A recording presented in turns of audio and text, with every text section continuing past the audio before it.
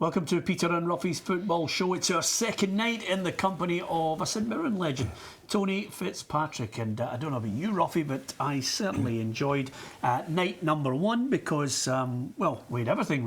We had gangs, we had love, we had Fergie, we had you know, a great team. I mean, you can't ask for any more in a programme. What more do you want? No, and I think any St Mirren fan who's listening in will appreciate the memories of way back there, because it was an absolutely fantastic side, and Tony touched on it briefly. We were very fortunate back then that we had big crowds to play in front of, and I think that was a big thing for players then, that even at Partick Thistle we had crowds of 10,000, 11,000, and I think any player going out to play in front of crowds like that just brought your game on. Yeah. Did you live in the area when you eventually were playing?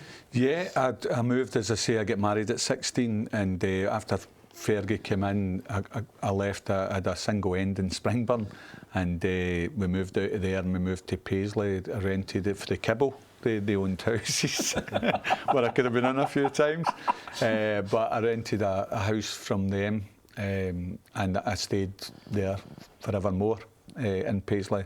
And that's how a lot of people, probably because I was there when I was 16 or so, everybody thinks I was born in Paisley. I wasn't, it was Postle Park. But speaking to a lot of St Mirren supporters, they still think I'm a buddy, you know, I was born in Paisley. Yeah, I mean, the first stint you mentioned is probably your most enjoyable. Yeah. How did the move, what happened to get you to Bristol City?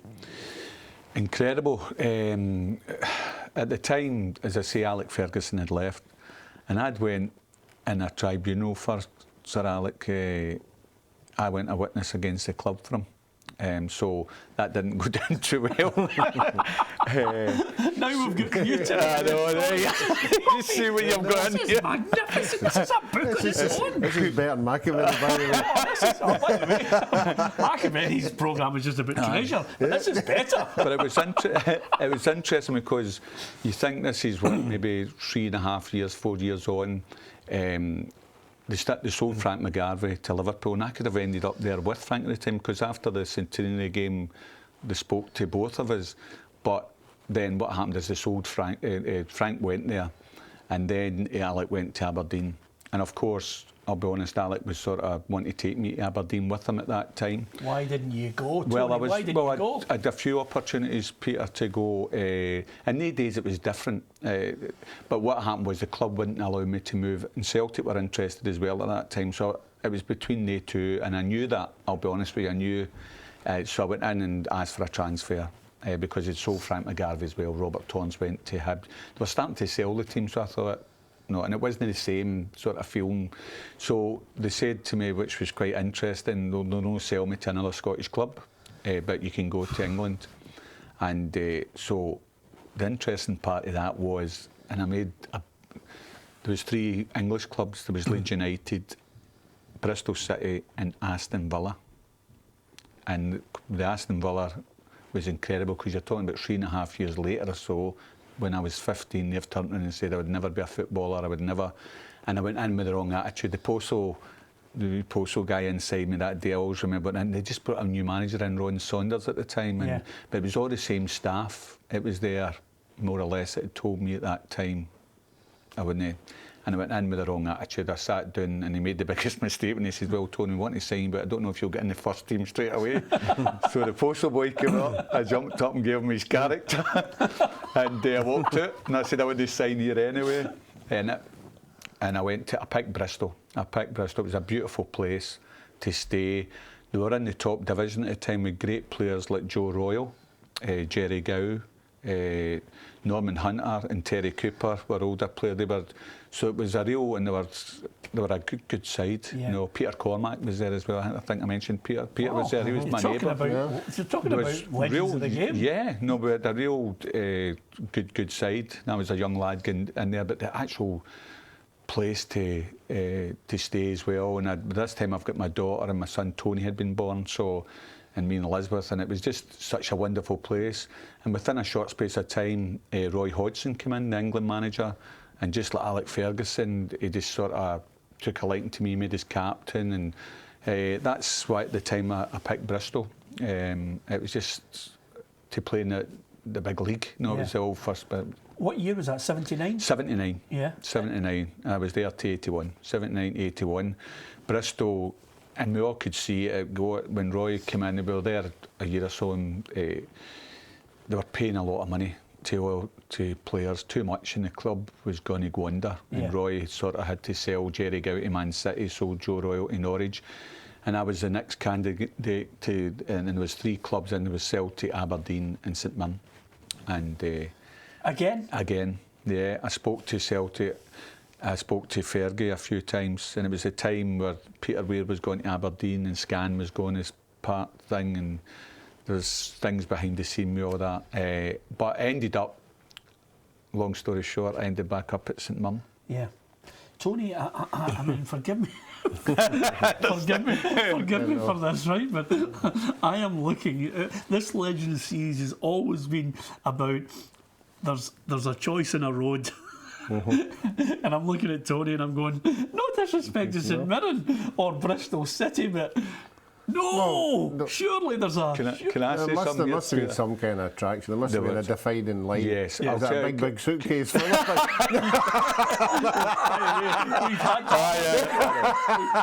things? Here's your incentive. Do you know, when you talk about making sense, there was never a mistake going to Bristol because I loved my time there.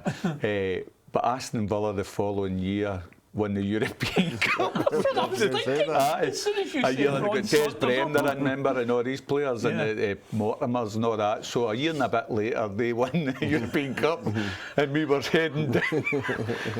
So you could have joined Liverpool. that was well, I thought we sort of spoke that time. In the days, and Alan will remember this, there was a time Liverpool used to buy 2 players every season. I don't know if it was tax reasons or whatever it was, but Souness had joined as well. Graham Souness had just joined Liverpool, and we played him in the centenary game, 1977. And afterwards, myself and Frank spoke, and the chairman, well, it was, look, we're selling Frank first, because I think we're getting more money, 300,000. Yeah. And he says, in 6 months' time, you'll go. And but I sort of pushed that because I wanted to go to Aberdeen, to be honest with Fergie. Yeah, and why? I mean, see when you're coming back. The was coming back up. Bristol. Why not Fergie that time? There's a story. Yes, there is. I'll be honest. Well, I don't want to go into too much yet, but the one thing it did, there was Ricky McFarlane and the chairman at the time, a guy called Louis Kane, came down to my house in Bristol and chatted to door. Celtic and Aberdeen were hemming and hawing in terms of things. I thought I was signing for Aberdeen the Friday. Yeah. Things were happening. Celtic as well. And but they came to my door, spoke about St Mirren again, and there is a story as well. As a wee guy, when you say living in Portsown, I always say this to kids I work with now, have your dreams. I had a wee, it's not a gift, but you could shut your eyes and visualise. And I used to visualise I wanted to be a football player. I always dreamed about being a football player. Whether it happened, and I always dreamed, I used to, after training when I was a kid, Louis Kane, who used to clean the players' boots and stuff, worked his cell up to be chairman of St Mirren Football Club. But after training, he used to drive me to a fantastic place called Thornley Park Avenue in Paisley. Still is to this day, but it was mansions and stuff. And I used to sit outside the house there, close my eyes and imagine I would own that house with my kids and my family. And Louis pulled the master stroke that day, because when we were sitting, he says, Tony, we can't pay you the money you're on here at Bristol City, and the Scottish club could. But remember the house we used to sit, it's up for sale, and we can help you get that house. And I thought, and Elizabeth, of course, was like, yes. Yeah. But that, and I'll be honest with you, no, my love is St Mirren as well, because I picked St Mirren before Celtic when I was a kid as well. Yeah. So 3 times I could have joined Celtic. I mean, it's just a great story, Roughie. I'm still trying to imagine the size of the suitcase. It's sitting at the door. See that suitcase? It's just at the door. Nice and at home. I'm just imagining the St Mirren boys chapping the door of the house and going, listen, we've promised Tony this house. Oh, that is magic. I mean, honestly, I can't wait for the next part of the programme, Roughie. This has been unbelievable, because Tony's sitting there and right out of left field, we've had curveballs, we've had intrigue, we've had, the whole thing. Top clubs. Oh. I mean, every club you've mentioned, you know, went on to great things. Yeah, absolutely. Stay tuned, because in the next part of the programme we'll hear how Tony knocked back Bayern Munich and Inter Milan as well and said goodbye to them. Bayern Munich, I did. Yeah. He's laughing. No, is it? It's in the papers. Alex Ferguson was the manager. Listen, do not go away. Join us in the next part of the programme. I can't wait for this. And of course, there's a small matter of the Scottish Cup win as well. It's coming up next.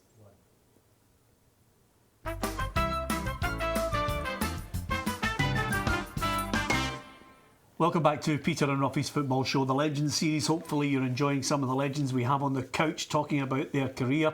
And of course this, it feels like a thriller, Roughie, because you know we had a little teaser just before the break. Now we're into the big meeting.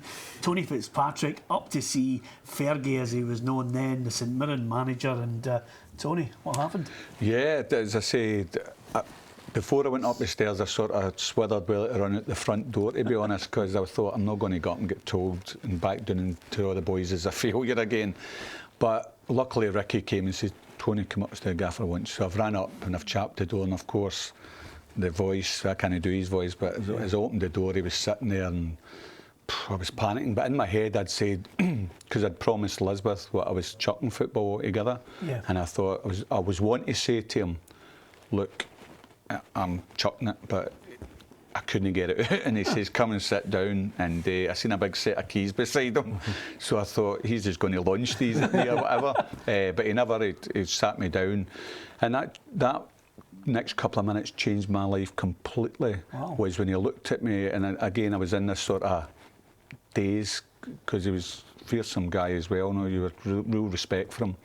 And he just, sorry for pointing at you, Peter, but I'll tell you what he did. He just went, I've been watching you very closely over this period of time. And I thought, oh, here we go.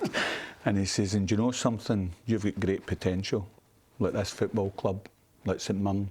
He says, in 5 years' time, not only will we be challenging Celtic and Rangers, we'll be above Celtic and Rangers. We'll be in Europe, we'll be doing this, we'll be doing that. And and he says, and I want you to be my captain.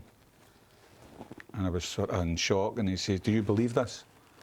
And of course, aye. And he says, right, come with me. And he took us down the stair into the dressing room and done this talk to everybody, and introduced me as the new captain. And then he said he would speak to everybody individually, which he did. But you can imagine, I'm in such a high. Yeah. But I've told Elizabeth the only reason she stayed, because I was saying I was stopping football, and concentrating on her. But I went home, and I sort of must have been such a high that my energy and what it was about, and she would just always remember her cuddling me and saying, right, come on, we'll get together and get this. You need to start eating properly, you need to do all these things. And so the great man changed my life, and a lot of it did start to happen, what he said. I wish I'd met Fergie earlier. We should remember now. we could have started eating properly. Why did I meet him at 15? That's a brilliant, I mean, it's a brilliant tale, because so many people, and as we can see, you're there, and he's back with you in later life. Yeah. But so many people, talk about Fergie and his attributes and his attention to detail, and of course his attention to individuals. Yeah. From kids right through. And at that moment there, it's great that you remember that. When you got into that side, you're the captain. Yeah. What was it like? Did you sense that he was actually going to fulfil what he was suggesting to you? There was always something there, and you wish you knew what it was. But I think it was attention to detail, great passion. He was really his driving force. Yes, there was something about this guy, even tactically. And he knew you as an individual. He knew what made you tick. He knew what made McGarvey tick, and Starkey, all the different ones, and he would just say the right things to you at the right time, and he had this great passion about him. And he treated you like a captain, to be fair, as well, although I was 17 or so. But I can remember your side. I mean, St Mirren had a really good team. Well, I'm saying that I can appreciate what he's saying about Sir Alec. I mean, everybody says the inspiration's there, but let's not kid ourselves on. And you just touched on it there now.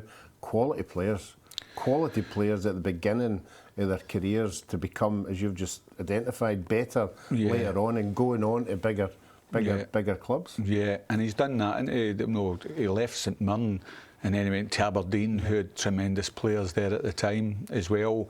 But he always had this gift, or whatever you want to call it, just to really get the best out of you, to drive you forward. Probably he filled his, and I'm not saying this in a big-headed way because there was so many players, but he filled his teams with people with his mental attitude, hopefully. Maybe not who's going to be as ever great as him, but with that type of drive, and that's what I've noticed, because there's times even with Aberdeen, Man United, when he let great players go, you would go, oh God, he's made a mistake this time, but he never. It's a great point you make, because apart from anything else, you have to have the mental attitude so that he would admire that in you, and he always had a few rockets on his side as well. I mean, he did. I mean, to discipline them, but they had the talent. Yeah, but he knew how to handle them. That was the man management side. You know, it didn't matter what club he was at. You know, he had them. I mean, even you can take Roy Keane into that category, who at times would go off the rails, but he always seemed to have the ability, you know, to keep them all in check, you know, and handle them in their own way. I think, he's a father figure as well, and I think that's important. And I think with football, we always talk about this, but he did really care for you and love you, and you felt that. Yeah. And he loved the place where he worked. And I mean, Paisley in the days, I'm talking about St Mirren here, I've never really experienced it since the Fergie days. I know winning the Cup and winning which has been great, and we were in Europe, St Mirren. But see that period with Alec Ferguson, we lived off of that for 10, 12 years after. But this youth set-up he'd stuck in. But the people of Paisley, it was incredible. No, we were getting crowds there. I remember going to Motherwell in a cup tie and going through there, and there was 28,000 or so, and they're trying to get through for Paisley. People like, and I mean seriously, I mean we'd go around Fergie in the days in a van with myself and some of the players, and go out to the schemes like Fergus, like Fox Bar, getting right in amongst the people and getting them a real pride about that team. Yeah. And it was an incredible place to be at that time. What was your favourite time? I mean, you had two spells at St Mirren. The first time around with Fergie, you know, I certainly get a sense when we spoke to Frank McAvenny, you know, he jokes about it with people saying, you know, St Mirren were playing in Europe. Yeah. I mean, I think, and we all see what Fergie's went on to, whether I'd have been part of that, I don't know, but St Mirren, he was going to build what he'd done at Aberdeen. Whatever team he was at was going to be at, that's his demand. My favourite time was probably the Fergie, I'll be honest with you, although I played for 10, 12 years after that with St Mirren as well. But Fergie's time, as I say, maybe it was because I was younger, I don't know, but it was just, honestly, you just felt fantastic about the place. And when you went to Celtic and Rangers, when we sat in the dressing room, you just used to look about that dressing room and think, we've got a real chance today. Yeah. When you had the Fergie, we did. We went to Parkhead and won, went to Ibrox and won under Alec.